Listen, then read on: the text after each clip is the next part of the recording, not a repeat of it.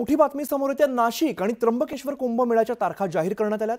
कुंभमेळ्यामध्ये 42 ते 45 पर्व स्नान होणार आहेत। 31 ऑक्टोबर 2026 पासून कुंभमेळ्याला सुरुवात होणार आहे, तर 24 जुलै 2028 पर्यंत कुंभमेळा सुरू राहणार आहे। नाशिक आणि त्र्यंबकेश्वरमध्ये 2 ऑगस्ट 2027 ला सोमवती अमावस्येच्या दिवशी पहिलं शाही स्नान पार पडणार आहे, तर दुसरं शाही स्नान 31 ऑगस्ट 2027 ला होणार आहे। तर नाशिकमध्ये तिसरं अमृत स्नान 11 सप्टेंबरला, तर त्र्यंबकेश्वरमध्ये तिसरं अमृत स्नान हे 12 सप्टेंबर 2027 ला होणार आहे। 24 जुलै 2027 ला आखाड्याचं ध्वजारोहण होणार आहे।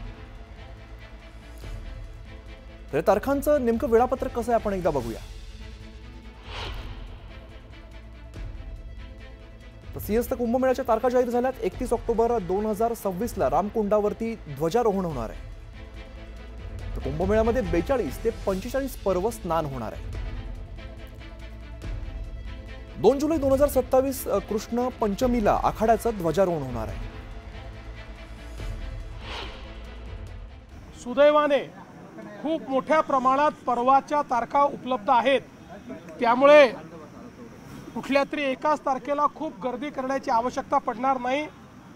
यावेळेचं जो आपला सिंहस्थ कुंभमेळा आहे हा नेहमीपेक्षा जास्त काळ चालणार आहे, त्यामुळे जास्त पर्वणी या ठिकाणी आहे।